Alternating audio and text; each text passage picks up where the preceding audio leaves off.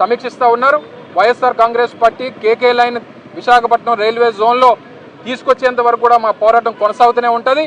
నేను వ్యక్తిగతంగా నా మీద ఎన్ని కేసులు పడినా ఎన్ని శిక్షలు పడినా దేనికన్నా సిద్ధంగా ఉంటాం. ప్రజల కోసం, ఈ ప్రాంతం కోసం, ఈ ప్రాంత భవిష్యత్తు కోసం అనేటువంటి విషయాన్ని మరొకసారి మీ ద్వారా తెలియజేసుకుంటూ, మాకు కూడా న్యాయస్థానాల మీద గౌరవం ఉన్నాయి, మా న్యాయవాదులు ఉన్నారు, అందరూ కూడా ఉన్నారు. తప్పకుండా ఈ న్యాయ పోరాటాన్ని కొనసాగిస్తాం. ఓ పక్క ప్రజాపక్షాన పోరాటం చేస్తాం, ఈ రాష్ట్ర భవిష్యత్తు కోసం దీన్ని కొనసాగిస్తూనే ఉంటాం అనేటువంటి విషయాన్ని మరొకసారి తెలియజేస్తా ఉన్నాం.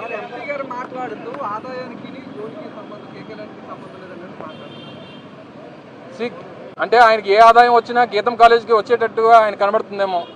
అంటే రాష్ట్రంలో ఉన్నటువంటి భూములను కబ్జా చేసి 55 ఎకరాలు ప్రభుత్వ భూమిని కబ్జా చేసినటువంటి వ్యక్తులు కూడా సూక్తులు చెప్తున్నారంటే ఏం మాట్లాడాలి చెప్పండి. ఏది ఉపయోగం లేకుండా జోన్ ఎందుకు అడిగారండి?